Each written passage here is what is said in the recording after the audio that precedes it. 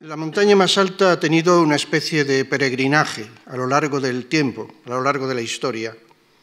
Ha habido momentos en los cuales la hemos situado los occidentales en Europa, no voy a hablar de los orientales, porque para ellos ese tema era un tema mítico completamente, en el cual se hablaba de la montaña que tenía su raíz en la tierra y su cúspide en el cielo, atribuyéndolo a diversos macizos montañosos de Asia.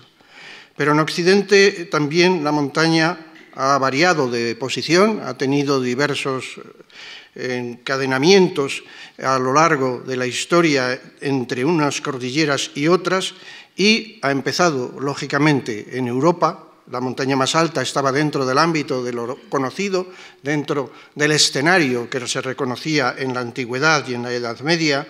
Después migró hacia las islas atlánticas. Luego, más tarde, conforme se iba ensanchando el horizonte de esos europeos, fue con ellos a América y apareció radiante en los Andes. Y finalmente, con el Imperio Británico y con los reconocimientos de las montañas asiáticas, dilucidados por los geógrafos para Europa, fue caminando hacia Asia. De tal manera que ha pasado desde las montañas del Mediterráneo a las montañas del Atlántico, pasando después a las montañas del Pacífico y terminando en las grandes cordilleras, concretamente del Himalaya y del Karakorum. Es evidente que el Olimpo no fue la montaña más alta. El Olimpo fue simplemente el lugar de los dioses.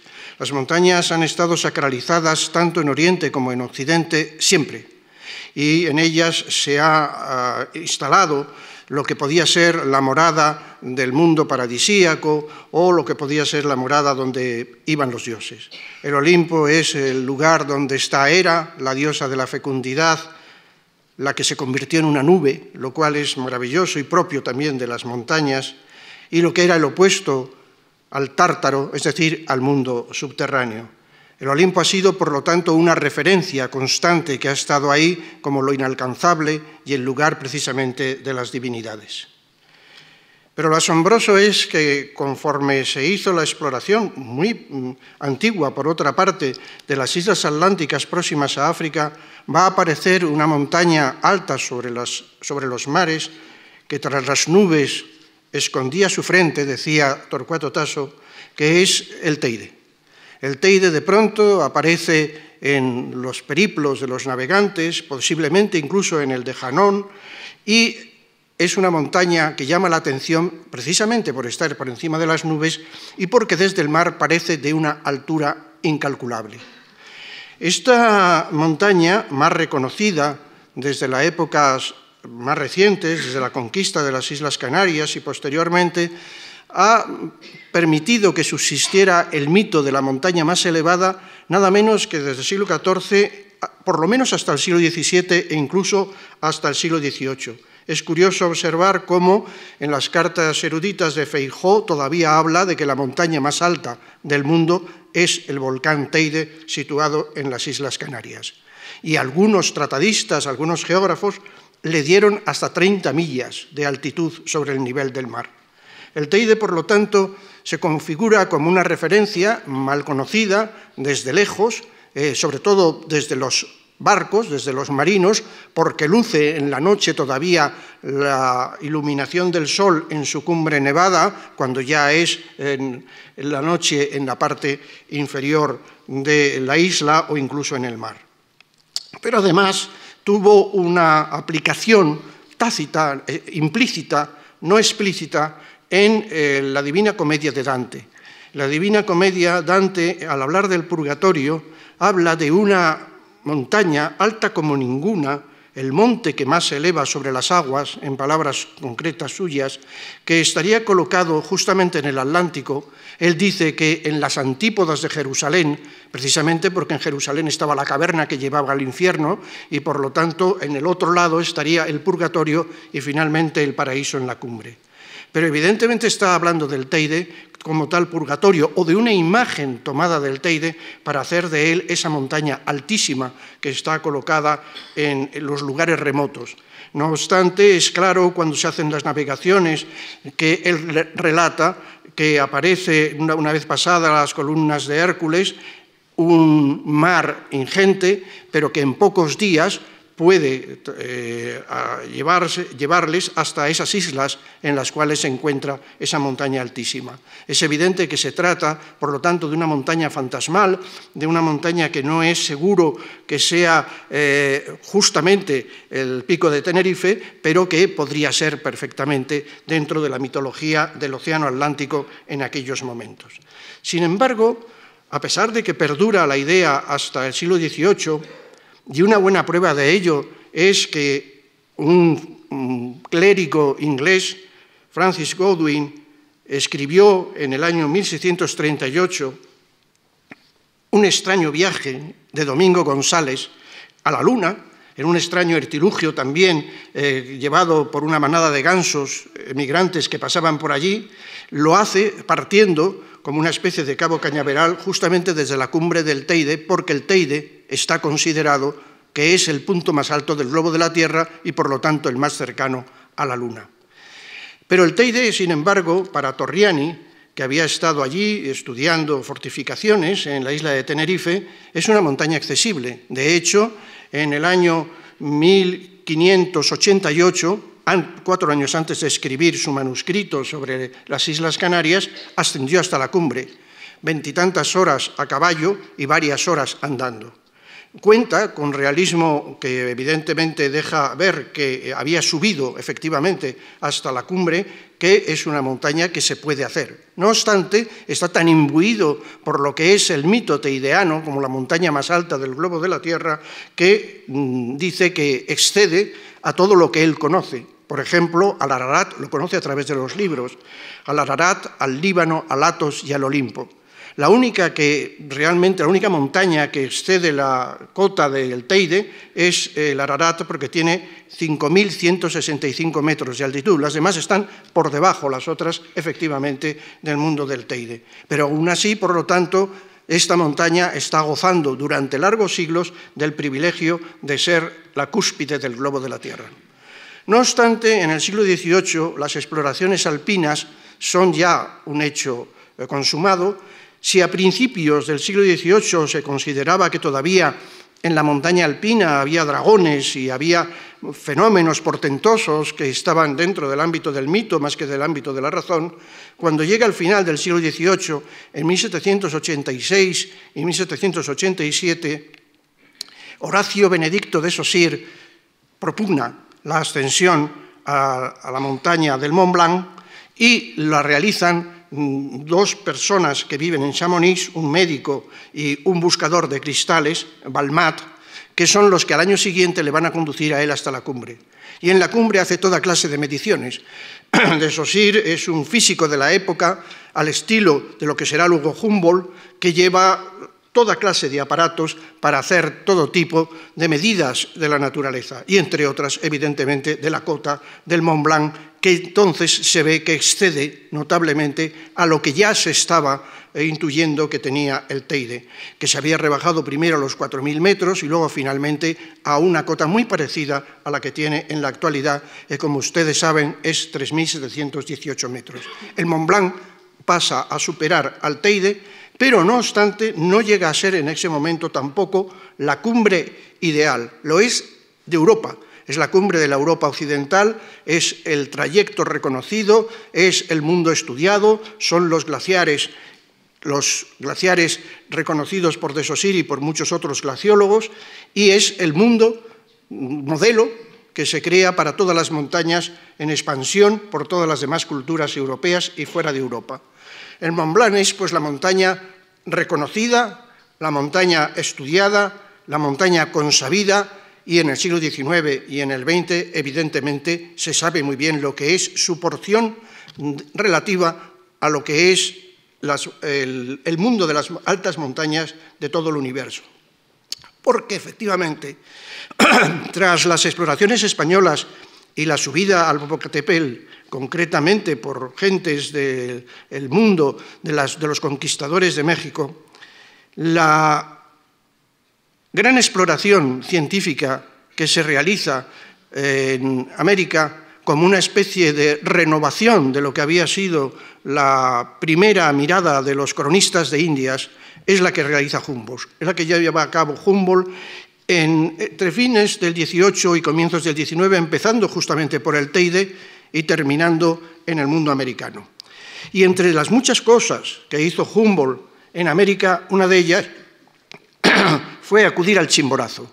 El Chimborazo es una montaña espléndida. Él decía que era como un domo, como podía ser el domo de Roma, colocado en el mundo de América, un domo resplandeciente, y es atraído evidentemente por la montaña, e igual que ha hecho en el Teide, que ha subido hasta la cumbre, va a realizar también, o va a intentar realizar, la ascensión a esta enorme montaña. El Chimborazo había sido medido en el año 1735 por la Condamine, cuando se hizo el trabajo espléndido, donde estuvieron también españoles en él, de la medición del meridiano.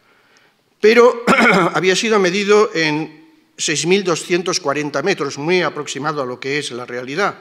Humboldt cambió algo esa cota y pensó que eran 6.367 metros. Cuando Humboldt emprende esta aventura, lo hace en un alarde de valentía realmente, de audacia realmente extraordinario. Están prácticamente solos, él con los que los llevan y su compañero Bonpland, y arremeten en esa inmensa, ingente montaña llena de hielos, en ese gran volcán, que luego él refleja en este gráfico muy famoso y muy conocido, y en un momento determinado hay una grieta que se interpone delante de ellos, una crevasse, lo dice en francés, puesto que publica el relato en francés, una crevasse, que les impide pasar. Después se ha traducido al castellano diciendo que lo que era en francés crevasse, es decir, grieta, era un barranco, una quebrada o un barranco. Lo he visto traducido de estas maneras, lo cual es muy distinto a una grieta, porque una grieta puede ser un fenómeno propio de los glaciares y, en cambio, un barranco es algo que tiene que ver con la topografía del roquedo. El caso es que Whymper, que llega después de haber conquistado el Cervino en 1865 al Chimborazo en el año 80, calcula aproximadamente dónde podría estar, por los datos que suministra el propio Humboldt, su retirada, y piensa que estaría a 5.600 metros. Le quedaba, por lo tanto, todavía una buena parte, quizá la peor, de la ascensión hasta la cumbre del Chimborazo para poder lograr esta cima.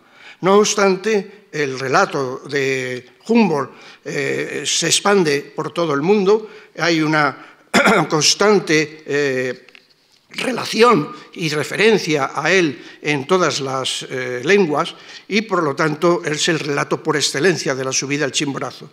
El de Whymper también ha tenido mucho éxito, puesto que es el primer ascensionista real de esta montaña, pero menos que evidentemente el de Humboldt. Pero, por otra parte, en el grandísimo continente euroasiático hay otros viajes y otras referencias que van cobrando cuerpo a lo largo de la historia y que, en cierta medida, van paralelas a las que acabamos de ver del salto primero de la montaña en la isla del Atlántico y desde allí hasta el mundo andino. El Teide sería el primer Chimborazo que se encontraron los exploradores, pero en el Chimborazo no se acaba realmente el conjunto de los Andes, y además hay otras cordilleras inmensas colocadas por otras partes. Los viajeros de antaño, que hicieron desde la época romana la ruta de la seda, conocían más o menos ese itinerario. Es un itinerario complicado, difícil, sobre todo muy largo, y que generalmente no se hacía de una sola tirada, sino que las gentes iban con sus mercancías y con sus ideas desde unos puntos a otros, por ejemplo, desde Trebisonda en Turquía a Persia, o desde Persia hasta el Turquestán chino, y desde el Turquestán chino hasta el Imperio del Centro y quizá hasta la costa del Pacífico en China. Pero hay un hombre que emprende ese camino, que luego se verá con más claridad posteriormente en el mapa de Ptolomeo, que es Marco Polo. Lo que la gente sabía en la época de Marco Polo era prácticamente empírico, no se había recogido todavía las enseñanzas de Ptolomeo.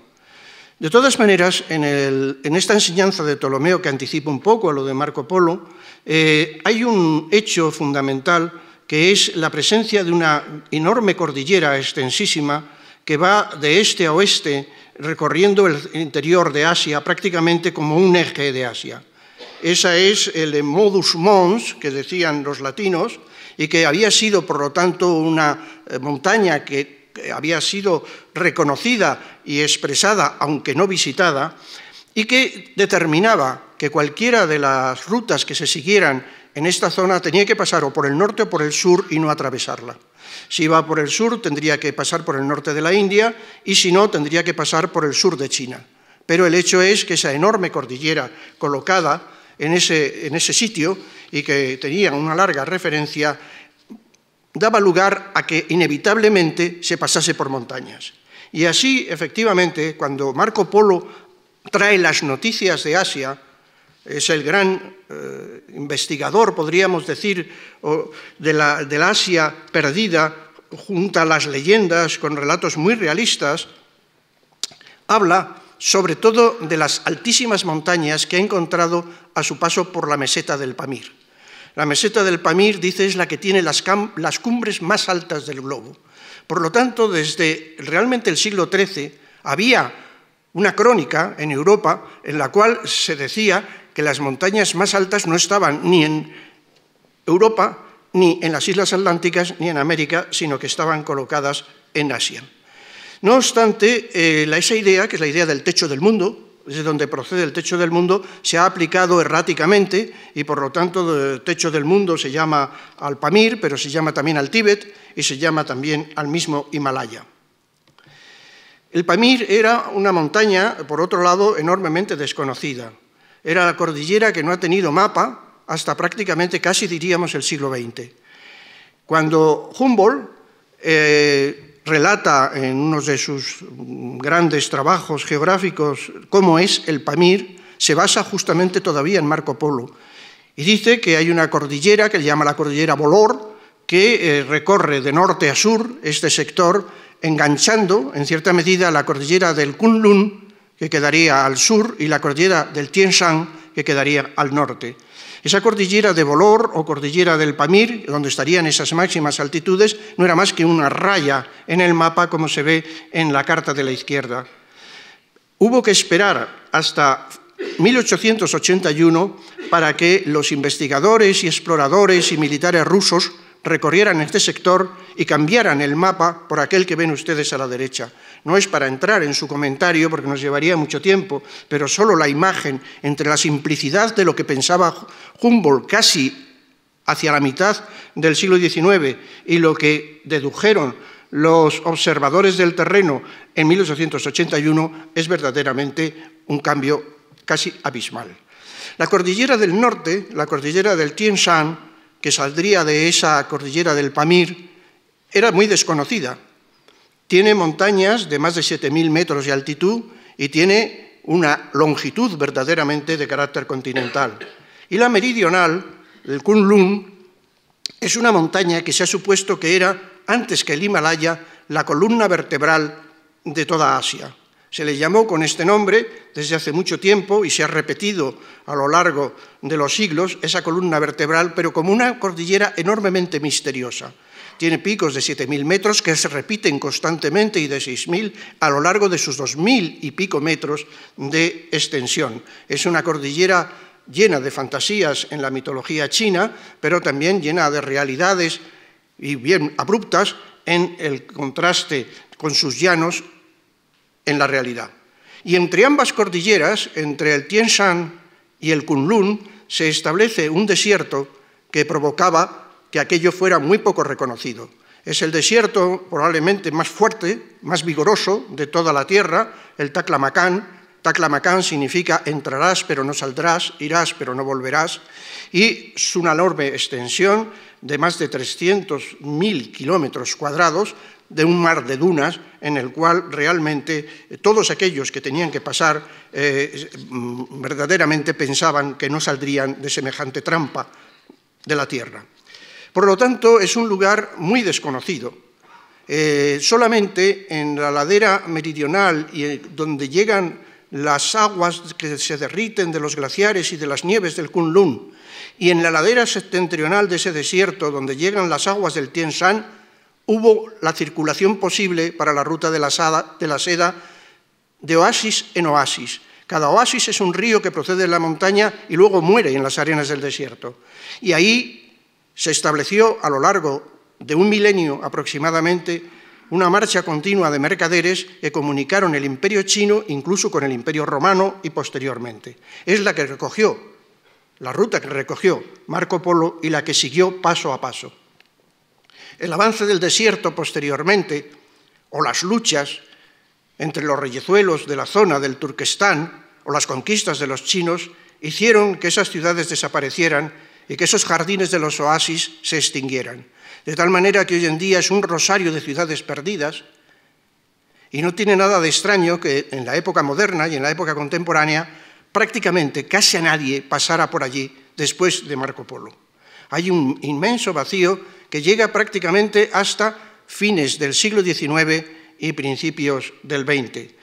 Buscando el tesoro de esas ciudades perdidas, el tesoro arqueológico, donde había huellas de arte que en parte era budista con signos orientales y en parte era griego con signos occidentales, fueron muchos exploradores europeos y alguno americano.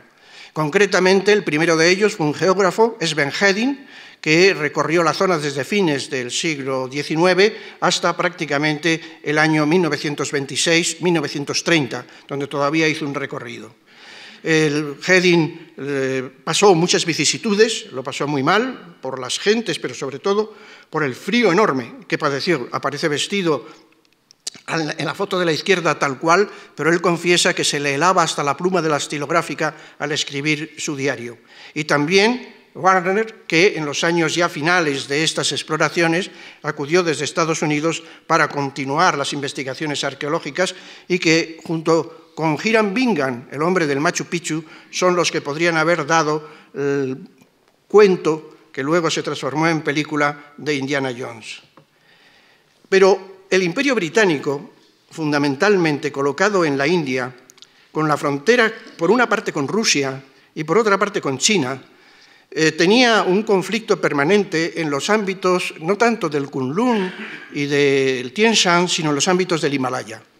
Por un lado estaba el Imperio Chino, con una fuerza notable, estaba además de colchón el rey del Nepal y el Tíbet, con el Dalai Lama, y por otra parte estaba el Imperio Ruso, que no hacía más que empujar en esa dirección a costa del Imperio Chino, pero también a la costa del Imperio Británico.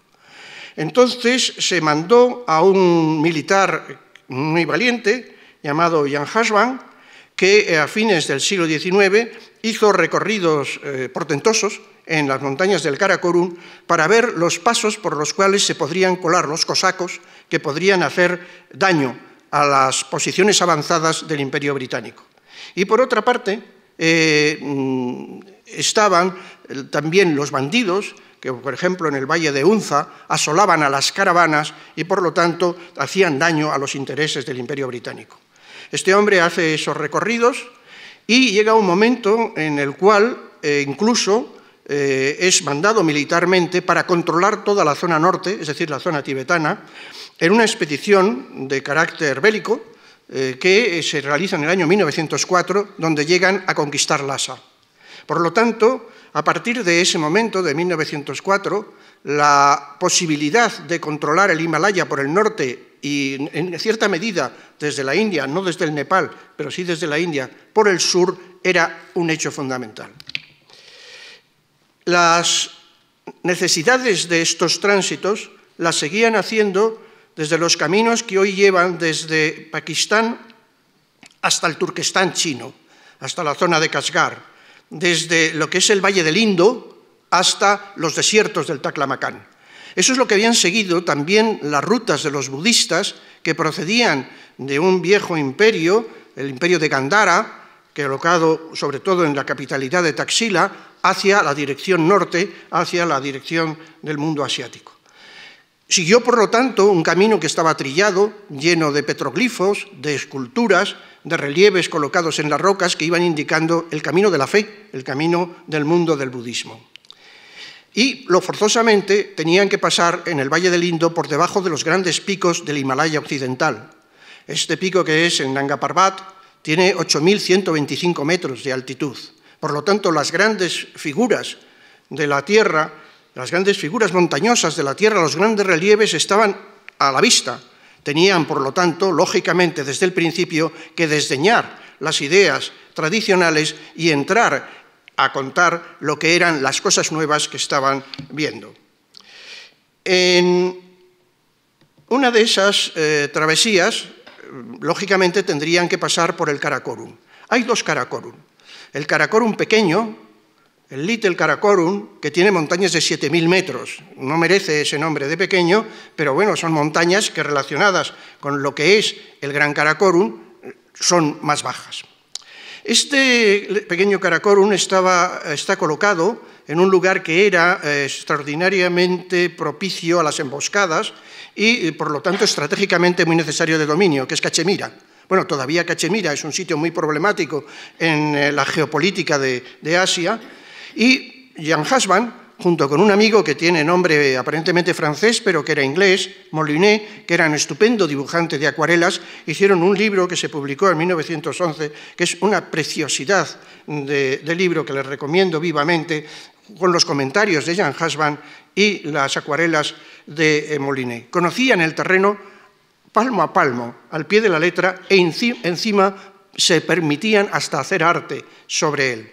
Pero el arte siempre ha acompañado a los viajeros ingleses. A todas partes han ido con su caja de acuarelas, lo mismo a Chamonix, a los Alpes, que cuando viajaban por España o cuando iban haciendo herborizaciones por el Himalaya y dibujando cuidadosa y exquisitamente lo que son las flores de esta cordillera. E incluso en esa expedición bélica de 1904 hasta Lhasa, Jan Husband se llevó a un acuarelista, a Percival Landon, que ilustró lo que era la campaña militar paso a paso.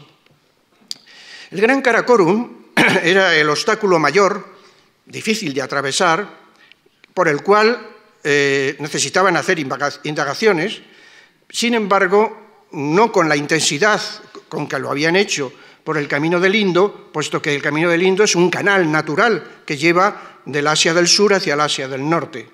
Pero para atravesar el Gran Karakorum tuvieron que pasar enormes penalidades. Es de fines del 19, un mapa de Conway magnífico sobre lo que es el glaciar del Baltoro, que verdaderamente da envidia de cómo se cartografiaron las montañas ya en aquel momento. Jan Husband atravesó uno de los collados, el collado de Mustag, en el año 1888 a 5.700 metros de altitud, en una proeza verdaderamente notable, buscando si era viable o no era viable para las tropas rusas este paso. Evidentemente comprobó que no lo era. La llegada, como he dicho antes, a Lhasa, a la antigua ciudad de Lhasa, abrió el Tíbet a los ingleses, al Imperio Británico. Fue verdaderamente una conquista fácil, fue una conquista en cierta medida sangrienta, porque el ejército que opuso el Tíbet es, como se ve en la imagen de la izquierda, un ejército medieval, y los fusileros reales entraron en Lhasa prácticamente casi en un paseo. Los cañones y los fusiles no tenían nada que ver con las lanzas y las flechas que tenían aquel ejército, ya digo, medieval del Dalai Lama. Por lo tanto, el Himalaya estaba dentro del Imperio Británico prácticamente en esos momentos. Los mapas y las atribuciones que, como consecuencia de estos conocimientos que se están teniendo del Himalaya y de las mediciones que hacen los cartógrafos y los geógrafos, las consecuencias son el trazado de nuevas perspectivas, el dibujo de nuevos mapas y la alteración de lo que había sido el mundo clásico hasta aquel momento, prolongado tan tardíamente hasta casi el año 1850.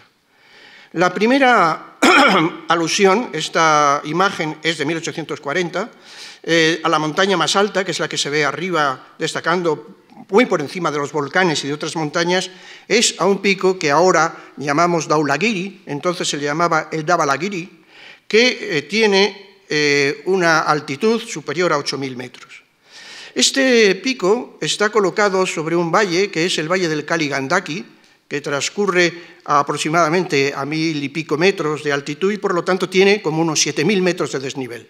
No es el único, el Nanga Parbat también lo tiene sobre el Valle del Indo, pero el abismo era inmenso.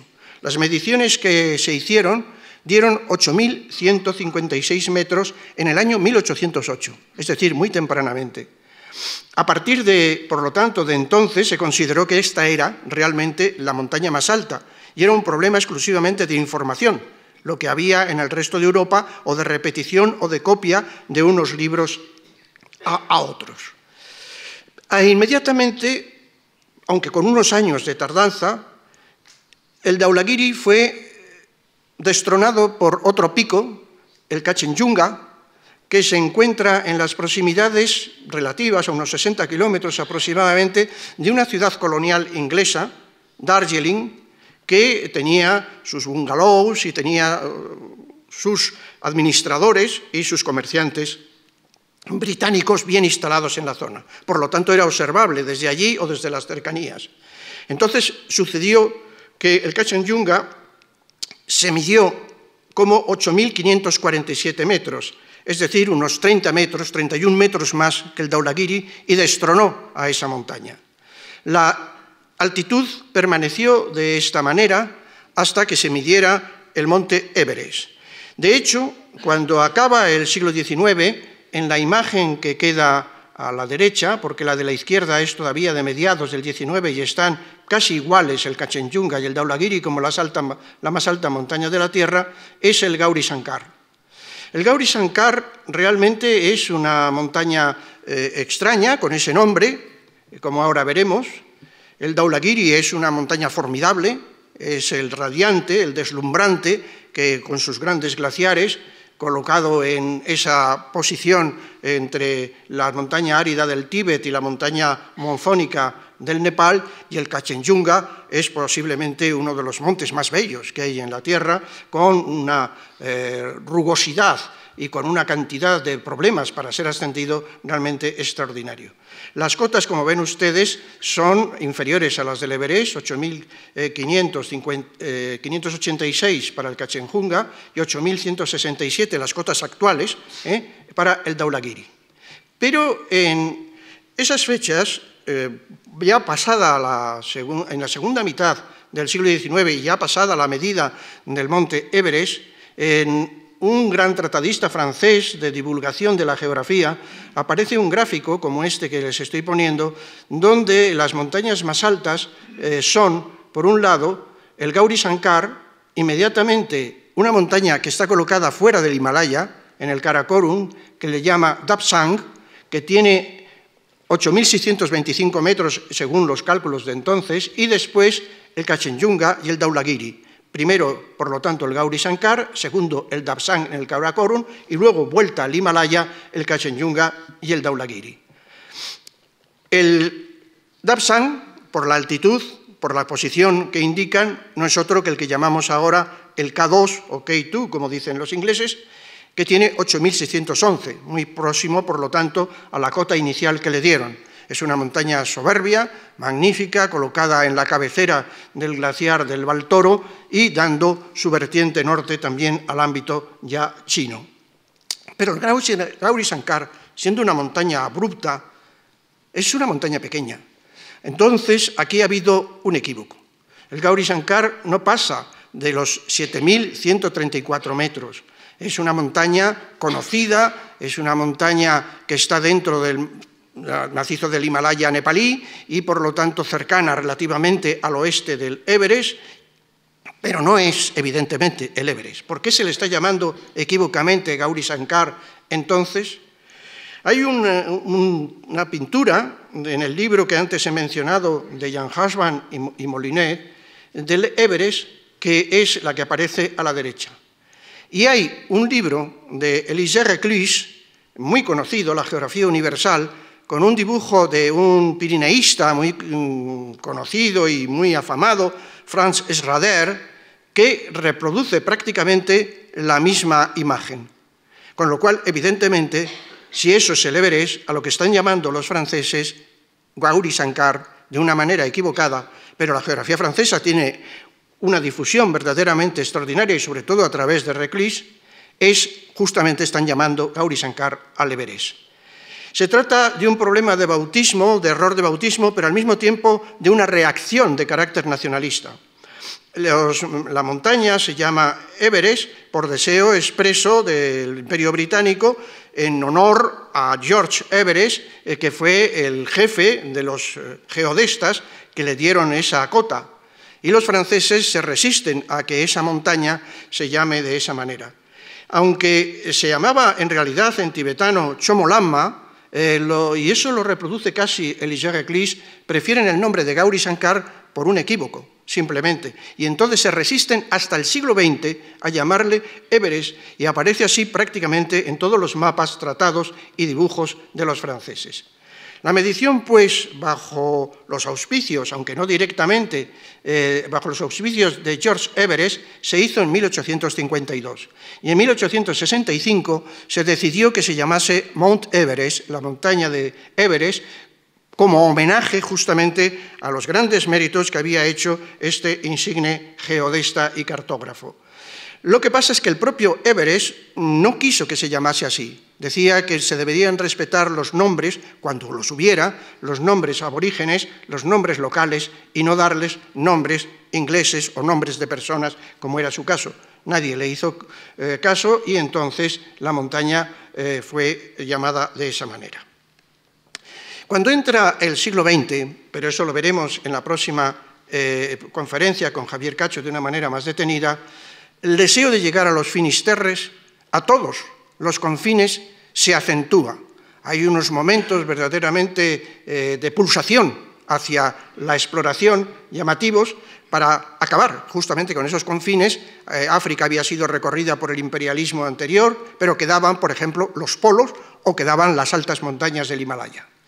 En el año 9 es la expedición de Peary, posiblemente llegó al Polo Norte o a sus cercanías, da lo mismo, el caso es que esa expedición se las arrebataron los americanos a los ingleses y, por lo tanto, eso quedó descartado.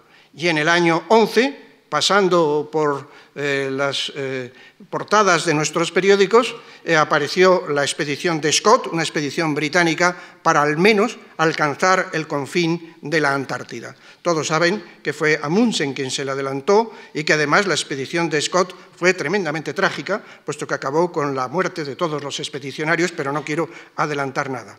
Esto quiere decir que había un ambiente en el Imperio Británico que había recitado lo que era la exploración, dormida sobre todo después de la tragedia de Franklin, cuando buscaba en el siglo XIX el paso del noroeste y desaparecieron todos los tripulantes. Le buscaron decididamente, pero después hubo como una especie de bajón en ese impulso explorador. Y como una especie de continuidad y como una especie también de desquite de esos dos polos que habían sido arrebatados a los ingleses, aparece, sin embargo, la gran montaña que está dentro de su órbita del imperio como una posibilidad de acceso. Entonces, el camino por el sur era complicado, políticamente sobre todo, y el camino por el norte, aunque muy largo, desde Darjeeling, tremendamente largo, por lugares inexplorados hasta la zona del Everest, merecía la pena montar unas expediciones. Se organizó un comité del monte Everest y entonces empezaron las expediciones para subirlo por su cara septentrional. La primera expedición, que fue una expedición de intento de ascensión, pero sobre todo exploratoria, fue la expedición de Howard Wari, que se proponía esa conquista, por eso el título se llama Hacia la conquista, a la conquista del monte Everest, pero lo que hicieron fue fundamentalmente hacer este mapa. Nadie sabía cómo se llegaba, ni desde el norte ni desde el sur. Subieron al collado del Lolai y vieron cómo era el glaciar de Khumbu, entraron por la zona de Kama y vieron cómo eran los glaciares del este, pero sobre todo se centraron en la parte norte. La parte norte tiene un largo glaciar, el Rongbuk, que permite la aproximación hasta la gran pared septentrional del Everest, pero por una bifurcación y por una entrada de un glaciar que está colgado y que no es visible desde abajo, que es el glaciar de Rongbuk Oriental, que tiene unos 20 kilómetros de largo, 21 para ser más exactos, se podía dar un rodeo y llegar hasta el collado norte que hemos visto en esta imagen anterior. El collado norte es donde pone C4 en números romanos y desde allí intentar el ascenso hasta la arista y la cumbre final. Tenía un equipo expedicionario magnífico, entre ellos estaba Mallory, el hombre que luego repitió en las siguientes expediciones. Hicieron el camino en gran parte andando, otro en caballerías, y se encontraron con un Tíbet desconocido, asombroso, que reprodujeron en sus fotos y en sus comentarios, a veces muy atinados, y sacaron, digamos, estas imágenes para asombro de los occidentales, cómo era ese mundo del Tíbet desconocido del sureste, y también fueron ellos asombro de los nativos que veían probablemente por primera vez en muchos de los lugares occidentales, sobre todo en una tropa tan grande, con esas acémilas cargadas para ir a la conquista del Everest. Porque la expedición estuvo compuesta por geólogos, por botánicos, por cartógrafos. No fue solamente una expedición alpinística, aunque fundamentalmente esto era lo que abría la brecha, hasta tal punto que se logró hacer ese mapa y son nada menos que 31.000 kilómetros cuadrados los que cartografiaron los expedicionarios este año. Al año siguiente, puesto que no consiguieron acercarse a la cumbre, fueron ya sobreconocido, pero también con la expedición científica adosada, y el mapa que aparece es el resultado de esa expedición muy perfeccionado respecto a la anterior, con la idea de hacer el asalto a la montaña más elevada del globo. Era un equipo magnífico, dirigido por el general Bruce, y entre el cual estaban Mallory, Longstaff, que era un expedicionario extraordinariamente reconocido, Somervell, Noel, Norton, etcétera, que componían, aunque las apariencias del equipo, tal como hoy en día van las vestimentas, no eran quizá las más adecuadas ni las más llamativas, pues estaban con su bufanda, con sus gorros, con sus chaquetas, hasta con sus corbatas, pues, sin embargo, era un equipo formidable, con una valentía extraordinaria que se metió en el fondo del Everest. Y cuando digo que había de todo, pongo simplemente un ejemplo, no solamente el mapa, sino Somervell, que era médico, naturalista y al mismo tiempo un gran artista, en el Phang La, que está a más de 5.000 metros, y es la primera vez que desde el Tíbet se ve la masa del Everest, se sentó, sacó el cuaderno de apuntes e hizo esta magnífica acuarela, que estuvo expuesta en la exposición que hizo sobre viajeros al conocimiento hace unos años la residencia de estudiantes, y que a lo mejor alguno de ustedes tuvo el placer de ver. Entraron por el gran glaciar de Rongbuk oriental entre los pináculos de hielo, subieron hasta los 7.000 metros del collado norte y emprendieron la subida por esa arista que se ve al fondo de la foto de la derecha desde el campamento en el collado norte y que lleva hasta los 8.000 y pico metros de altitud. Probaron por primera vez equipos de oxígeno, realmente con una dificultad muy grande, con un peso enorme, con fallos notables que no tienen nada que ver con los equipos de oxígeno que se utilizan en la actualidad. A pesar de todo, sin ninguna clase de oxígeno, Mallory y Norton ascendieron por encima de los 8.000 metros e incluso bastante por encima en algunos de los casos, como se ve en la imagen de la derecha tomada por encima de esa altitud.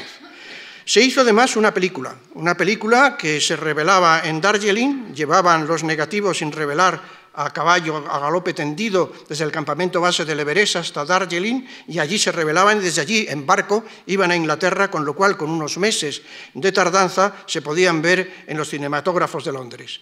El encargado de hacer las fotografías de la película que está anunciada en el cartel de la derecha fue el capitán Noel, que se situaba con esa enorme cámara que la subía en parte él y también con porteadores, pero que tenía un teleobjetivo formidable en el Chan La y que por lo tanto pudieron sacar fotos de la zona de cúspide desde cierta lejanía, como se puede observar.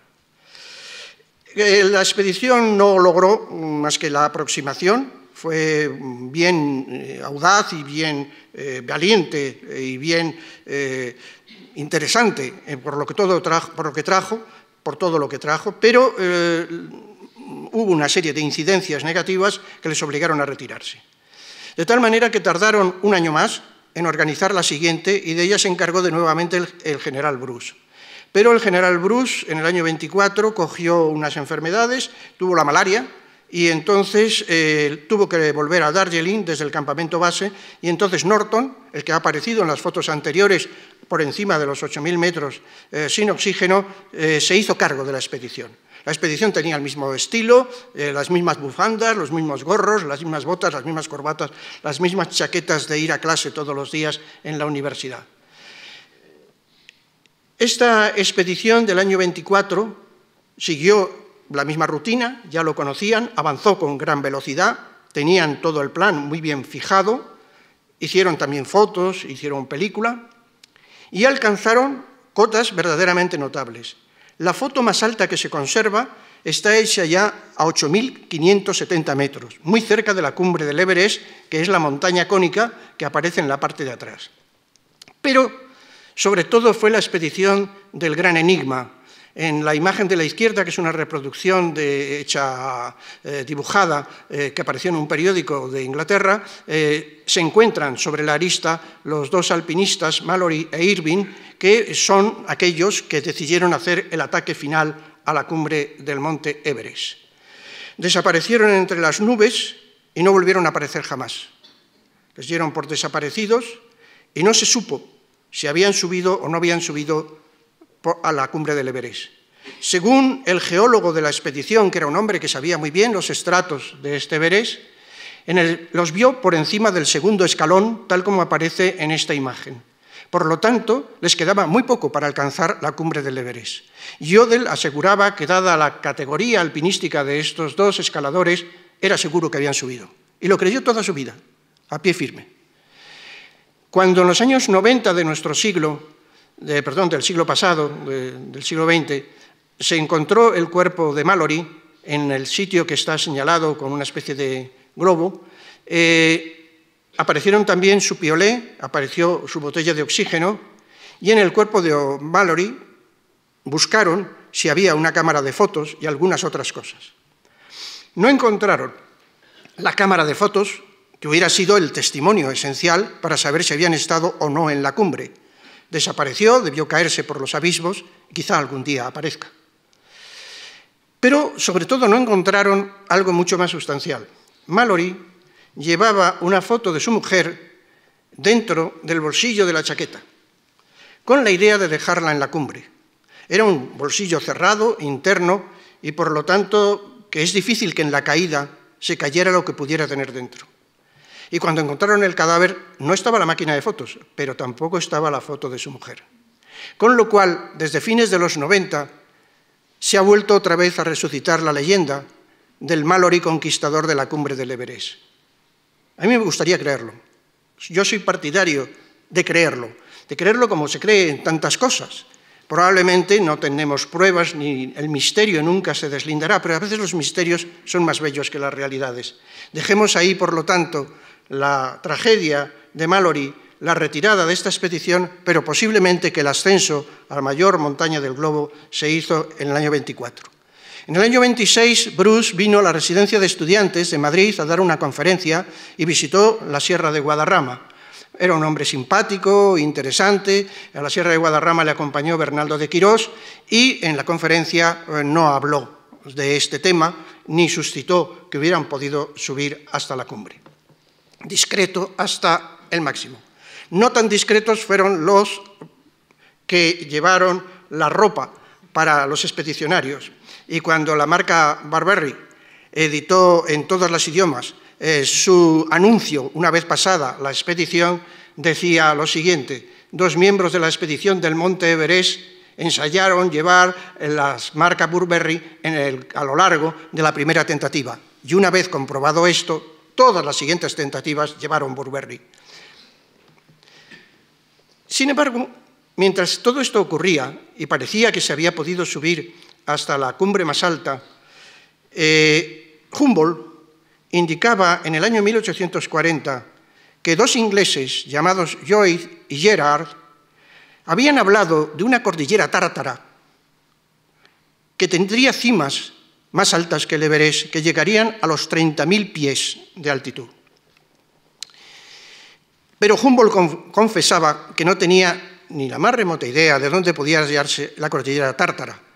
Tartaria, de hecho, venía desde Siberia hasta el Himalaya y desde el Turquestán chino hasta el Océano Pacífico. Por lo tanto, era muy difícil saber en qué parte de esas montañas desconocidas que quedaban al norte del Himalaya, podría estar tal cordillera con esas increíbles montañas. Curiosamente, hay un mapa de la Tartaria china de Tomás López, impreso en España en 1792, donde habla de la Tartaria china y dibuja varias cordilleras que son justamente la cordillera tártara, a que se referían Joy y Gerard. Esa cordillera tártara tendría dos picos muy notables, uno cerca del Yangtze, que sería el pico Minyakonka, y otro cerca del río Amarillo, que sería el pico Abne Machin.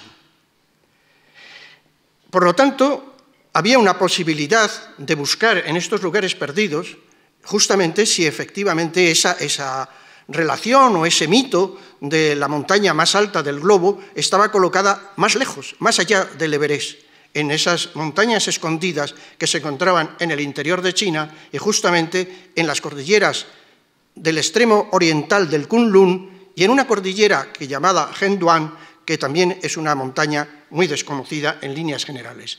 Las montañas escondidas de China, por lo tanto, eran un reto más para seguirlo y para contribuir además a su esclarecimiento geográfico. La montaña del Abne Machin se encuentra colocada en el extremo oriental del Khumbu, en la zona muy próxima a la ciudad de Xining, y en cambio la montaña del Minyakonka se encontraría colocada en una cordillera transversal que va de norte a sur en China, en una anomalía completamente en Asia, ir norte a sur, y muy cerca de la ciudad de Chengdu, en la provincia de Sichuan. Esas montañas, por otro lado, estaban suscitando mucho interés porque al ser misteriosas, al ser desconocidas, podía en ellas asentarse la leyenda y siempre la leyenda ocupa los vacíos geográficos antes de que lleguen los geodestas y podía, por lo tanto, dar lugar a nuevas mitificaciones de esa montaña o a nuevos cuentos en ella.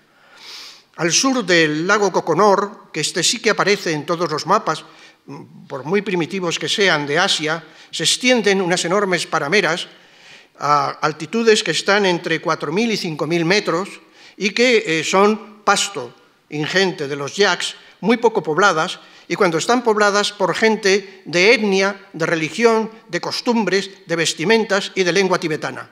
Están a 1.000 kilómetros de la frontera del Tíbet actual, pero son enteramente tibetanos, como se ve, por ejemplo, en esta fotografía. Es el reino del Gesar. Gesar es un poema que tradujo Alejandro David Nil, que llevó una vida sobrehumana de redención del pueblo tibetano colocado tan al norte.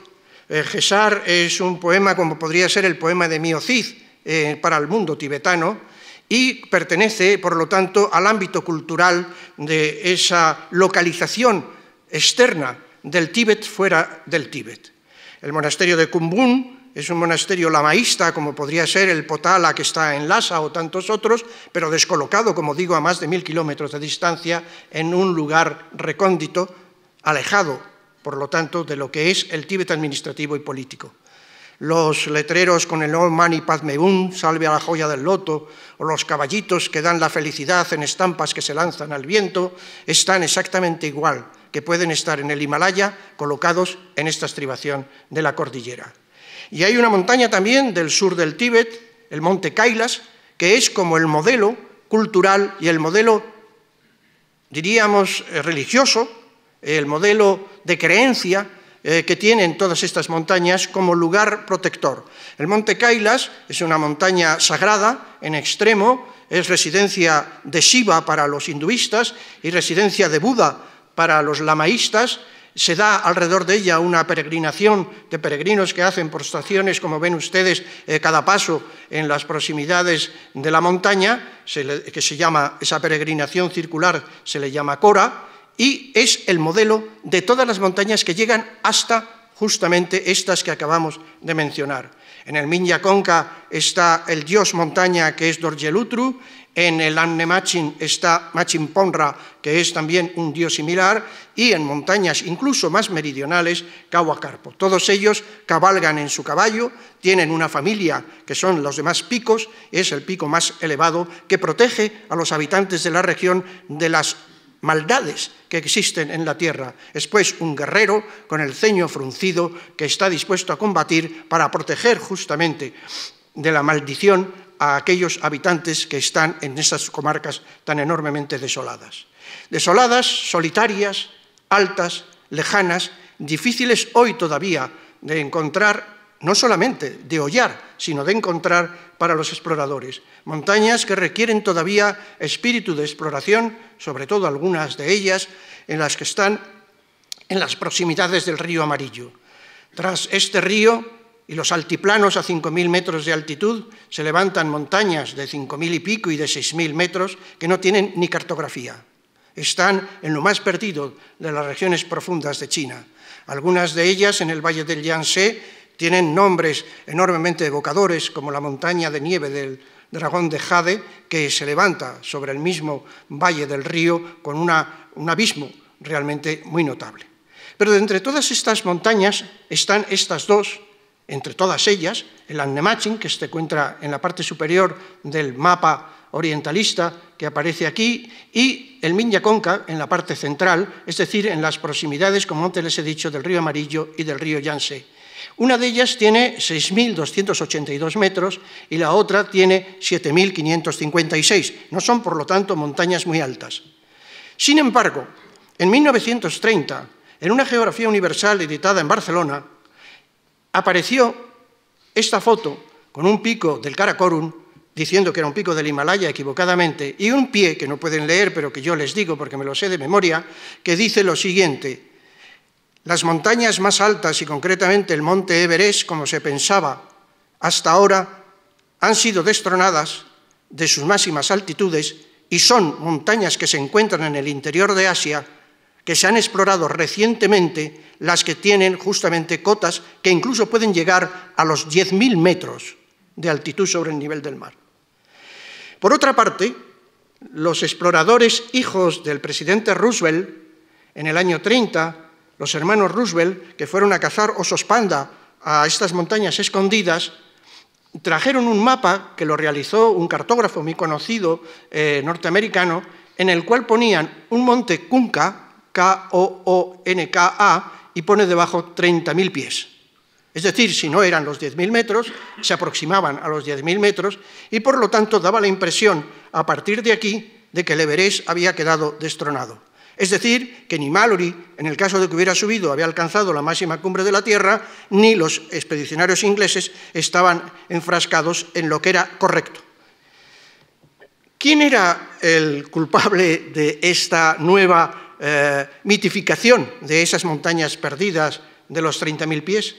Pues Joseph Rock. Joseph Rock es un becario del National Geographic americano que se encuentra ubicado en China, en esta zona, y que emprende con verdadero sistema una serie de exploraciones por toda la región. Él es geógrafo, es muy aficionado a la botánica y a la etnología y hace unos escritos magníficos sobre estos temas.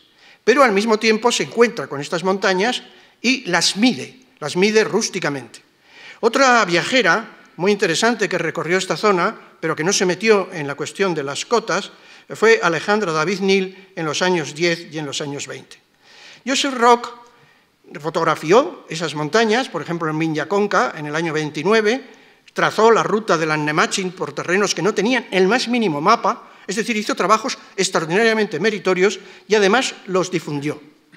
Al difundirlos en el National Geographic Magazine, hubo gente que le leyó y le creyó a pies juntillas, a pesar de que los censores de esta revista le habían rebajado la cota. Era, sin embargo, todavía el destronamiento del Everest. Y uno de los que le leyó fue James Hilton, el autor de la imaginaria Shangri-La. James Hilton fue el que escribió esa novela, Los horizontes perdidos, en el año 33, y que se difundió por todo el mundo. El monasterio perdido en las montañas del Kunlun. Es curioso porque todo el mundo dice que esas montañas son el Himalaya o del Tíbet. No es cierto. James Hilton dice claramente que son el Kunlun. Por lo tanto, hay que deshacer el mito del mito. Él sitúa su Shangri-La en esa montaña, donde sitúa cumbres altísimas. La montaña del Caracal, le llama, que tiene las cotas más elevadas. aunque duda en algún momento. Y a ello contribuyó todavía más Frank Capra, cuando hizo su preciosa película de Horizontes Perdidos 4 años después, en el año 1937. Por lo tanto, la idea de que en esas zonas había montañas sagradas, monasterios donde se practicaba el pacifismo, etcétera, etcétera, y la aventura verdaderamente atrayente de Shangri-La, pues todo esto logró que la difusión fuera extraordinaria. Este es uno de los números del National Geographic Magazine con uno de los artículos de Joseph Rock de 1930 hablando de las glorias del Minya Konka.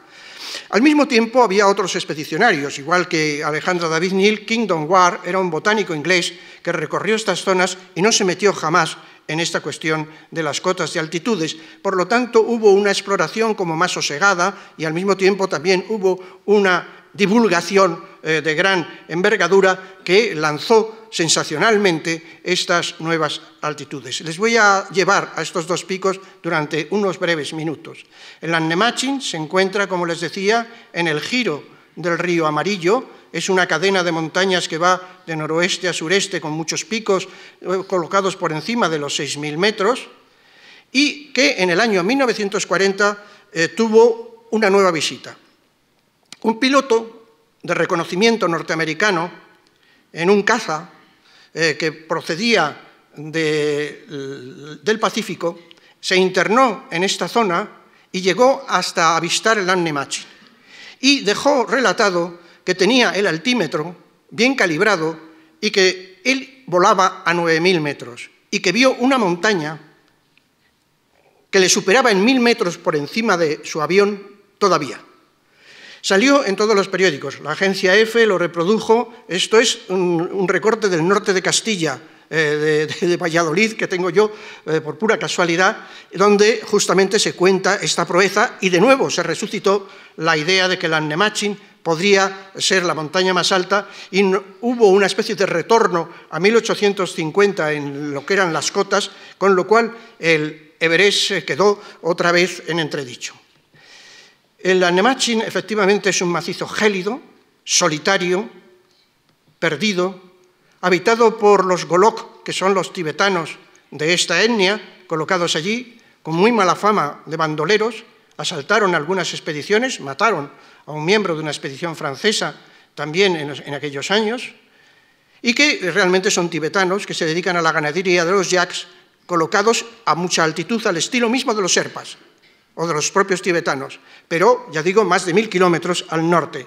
Los yaqueros Golok tienen sus casas a 4.000 metros de altitud y tienen sus ganados que pacen en aquellos sectores de la alta montaña y también su monasterio, como es lógico. No es el monasterio de Shangri-La, pero es un monasterio donde en la montaña Lannemachin, con su dios y toda la familia, todos los parientes de este dios habitan creando toda esa maraña de picos que están en las cotas más altas. Tienen sus monjes, tienen su culto y tienen sus creencias firmemente arraigadas entre las gentes de allí.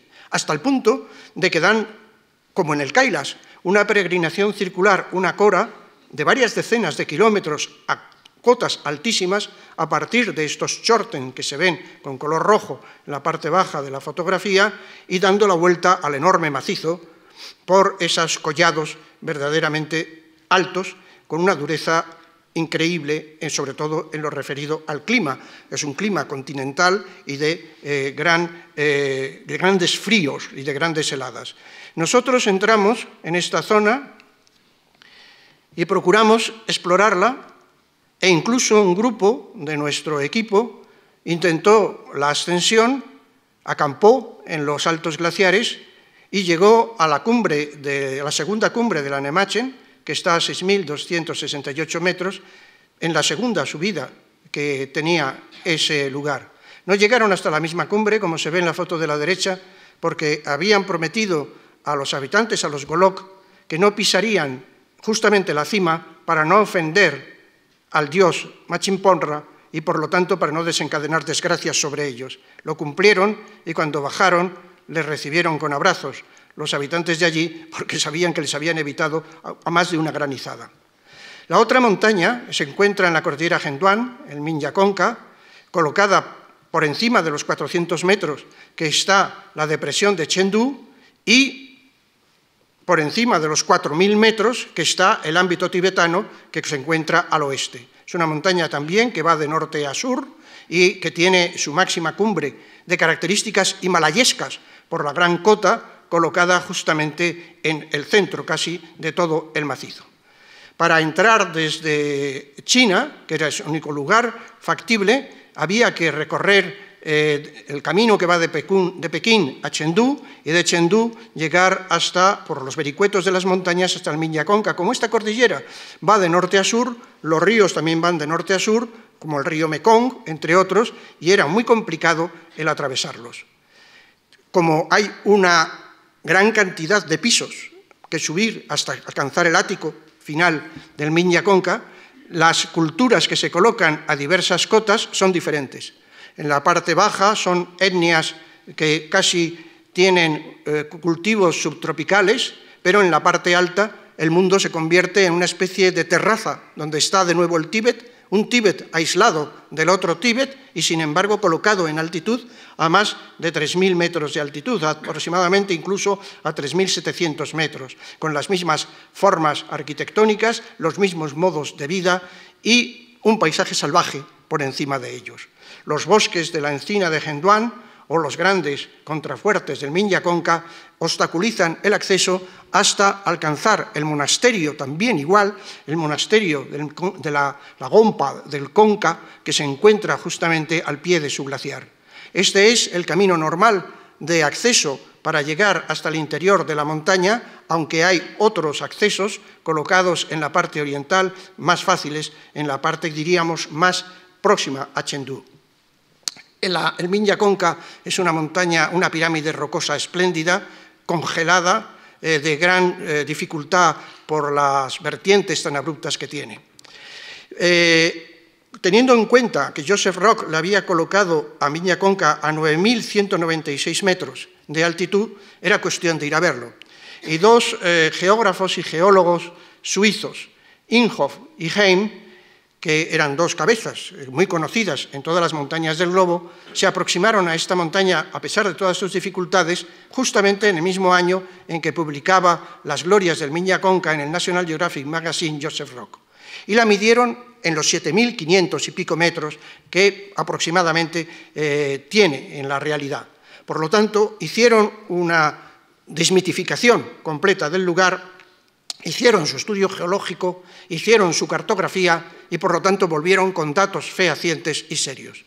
2 años después, 4 norteamericanos, 2 de ellos también geógrafos, se acercaron de nuevo al Minya Konka, nuevamente lo midieron, acertando prácticamente ya con la altitud que tiene hoy en día, hicieron también un nuevo mapa de la parte cumbreña y lograron ascender hasta la misma cumbre en un alarde alpinístico muy notable, porque eran un equipo muy pequeño metido en una montaña de carácter descomunal y, por otro lado, extremadamente peligrosa. Subieron por su arista occidental y la prueba de que es un lugar peligroso es que esta arista no se volvió a subir hasta el año 1957 por un equipo chino, como ven ustedes, enormemente nutrido, en el cual todos los que ascendieron a la cumbre, todos los que aparecen en la foto de la derecha, murieron en el descenso.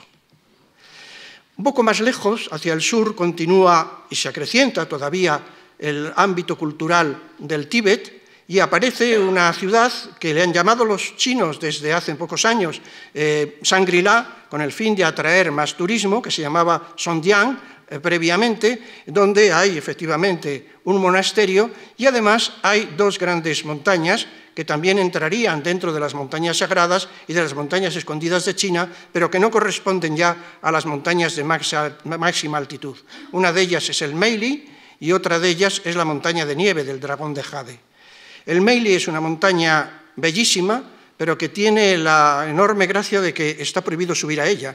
Por lo tanto, es una montaña virginal y que no solamente está prohibido, sino que a partir de la cota de 4.000 metros está absolutamente impedido que se entre, que se penetre, que se suba más allá. Nadie lo hace, después de unas desgracias que hubo dentro de ella por intentar justamente ascenderla, y es una montaña, por lo tanto, estrictamente dedicada a la religión, es una montaña a Dios por excelencia, también con otro monasterio, como no, colocado justamente al lado del glaciar.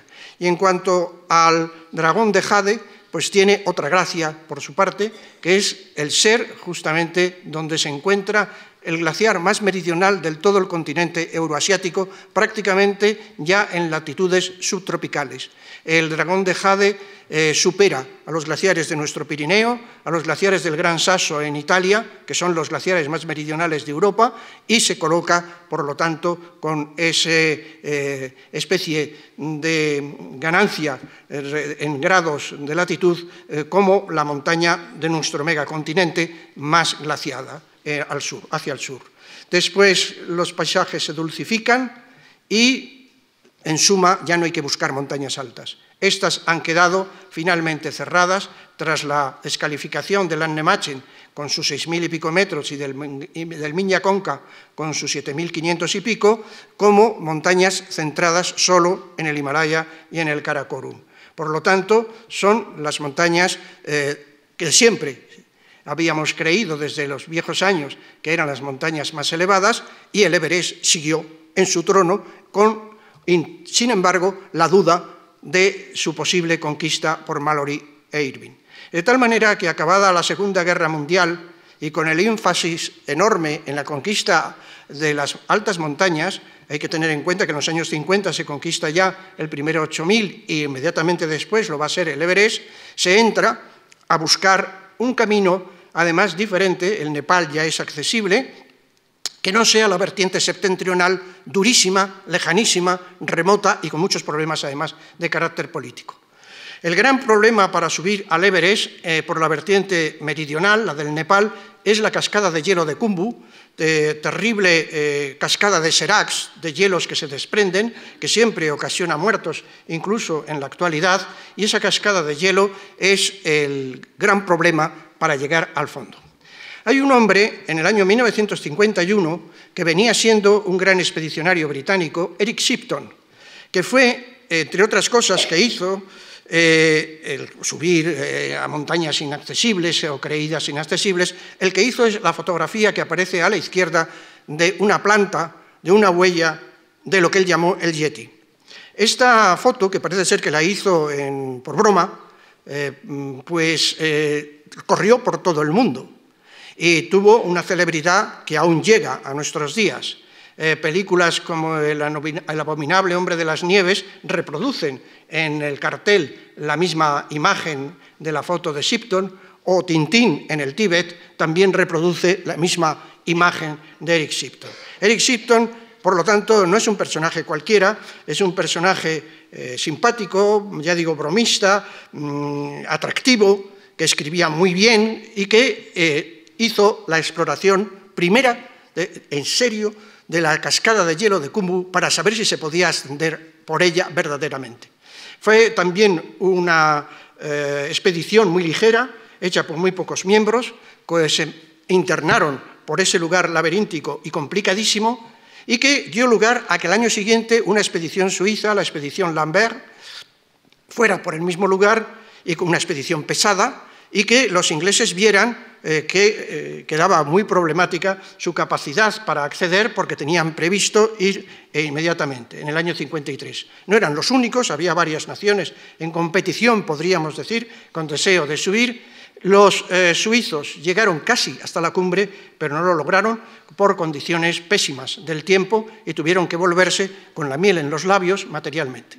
Y es al año siguiente, en el año 1953, cuando el Imperio Británico, porque Hillary es un neozelandés y Tenzin es un sherpa de la zona de Darjeeling, cuando el Imperio Británico, dirigidos por el excelente cabeza de equipo que fue John Hunt, consiguieron alcanzar justamente esa cumbre. El 29 de mayo de 1953, la búsqueda de la cumbre más alta del globo llegó a su culminación. Es un hecho emotivo, es un verdadero momento emocionante en la historia de la exploración de la Tierra. Hume escribió su libro, un libro lleno de interés y lleno de simpatía, la ascensión al Everest, pero inmediatamente otro británico, Bowman, escribió una parodia, una sátira de este libro de expediciones al asalto del Kili Kili, que es bastante divertida, por cierto, y se la recomiendo, porque hay una edición en español muy reciente, esta es bastante antigua, la que yo he puesto aquí, y que parodiaba completamente el estilo y las formas de hacer de aquellos expedicionarios. De tal manera que el Everest ha tenido, yo creo que dos grandes momentos de estilo. El viejo estilo, el estilo de las expediciones de los años 20, que es insuperable, el estilo incluso de la expedición del 53, por lugares recónditos y solitarios, aunque ya de otra manera, y luego el nuevo estilo que dio Reinhold Messner, un alpinista de primera categoría, que desde los años 60 a los 90, sobre todo, inculcó en el alpinismo una nueva modalidad, revolucionó enteramente el alpinismo y, entre otras cosas, subió solo y sin oxígeno hasta la cumbre del Everest, lo cual quiere decir que abrió una etapa nueva en lo que es, por lo menos, el deporte del alpinismo. Y estos son los momentos importantes para mí, son los momentos decisivos y los del buen estilo. Después, el Everest ha tenido otras maneras de ser entendido, ya sea por el imperio chino colocado en su flanco y que se ha tragado al Tíbet, o ya sea por las formas militaristas e ideológicas de hacerlo, o bien por las expediciones comerciales venidas de Occidente que atosigan la cumbre del Everest. Esta foto está hecha casi al lado mismo de la cumbre, es una foto que la he tomado del National Geographic Magazine y que es verdaderamente tremenda. Es una romería de gentes que se están empujando unos a otros, los que suben con los que bajan, colocados en el angosto paso Hillary para alcanzar la cumbre que fue el emblema de la heroicidad y de la soledad y de lo que puede llamarse la verdadera exploración de las montañas del mundo. Por lo tanto, señores, yo me quedo con los años 20, me quedo con la etapa del gran estilo, la etapa de la exploración, la etapa de la dedicación incluso hasta de la vida, la ciencia fabulosa con ese mapa de Odell geológico del Everest hecho en 1924 o con la acuarela de Somerville en el viaje de ida contemplando el Everest con ojos de artista. Solamente querría, para acabar, hacer un recuerdo al alpinismo español, que también ha tenido su buena historia en estas montañas, tanto en los Andes como en el Himalaya, y luego a través de un recuerdo antiguo del alpinista Andrés Espinosa, que en aquellos años, justamente en los años heroicos, los años 20 y 30, se marchó solo al Kilimanjaro, se marchó solo a los Alpes, al Mont Blanc, se marchó solo incluso al Himalaya. Entonces, como representante de lo que es el espíritu de esa valentía en la exploración de las montañas, podríamos acabar con esta fotografía del Monte Everest como fin del encuentro final de la cumbre más elevada de la Tierra. Muchas gracias.